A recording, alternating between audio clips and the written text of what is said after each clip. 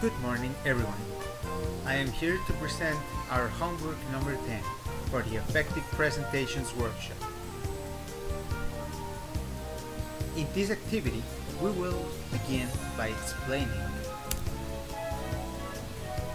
what makes a bad presentation. Now, do you see what I did there?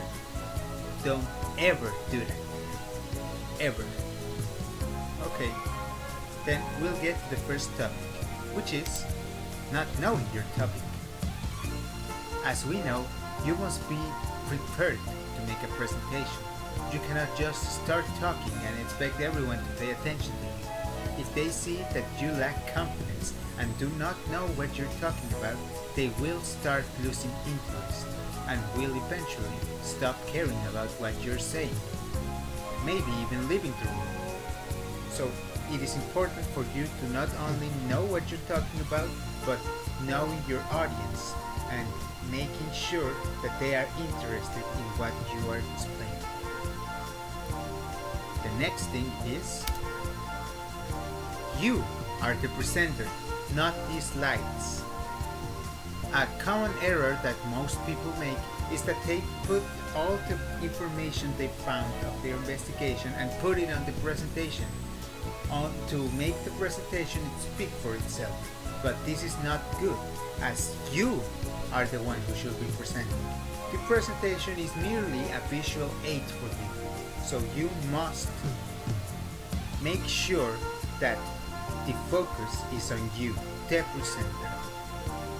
Then we have the next topic. And yes, I am not reading that, because less is more.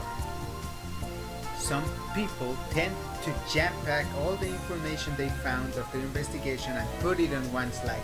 This is obviously wrong, because you cannot just go and put that in front of an audience. They will get bored. This is another form of torture, and you must avoid torturing people. Then we have the next. Do you see what I did there? I just put some round stuff, a golden star, and then put the words poorly designed presentations and your font. I believe this speaks for itself as a really bad design. Okay?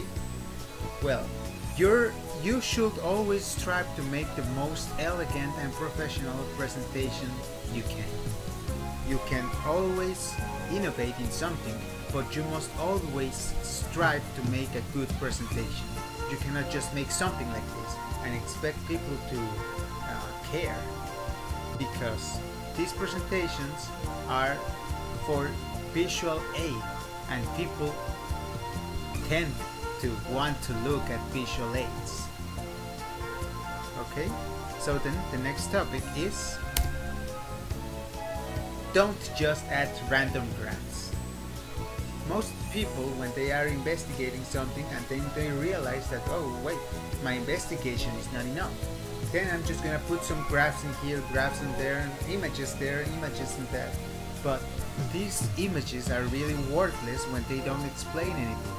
So they just start putting graphs and images everywhere to make for the lack of information that they really have, but it ends up looking bad.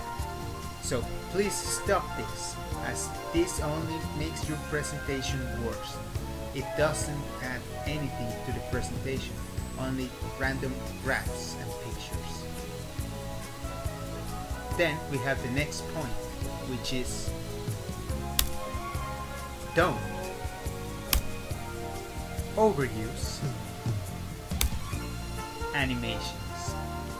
Do you see what I did there? I used 3 different kinds of transitions between these 3 slides. If people just were watching this knowing that it's a normal presentation, they will get they will start getting annoyed at all these types of slides, at all these types of animations, at all these transitions. You must always stick to at least 1 or 2 kind of transitions to make your audience not feel attacked, not feel dizzy. So you should always only stick with one or two of these transitions. As you can see, I stick with this one. And that's all. Thanks for watching.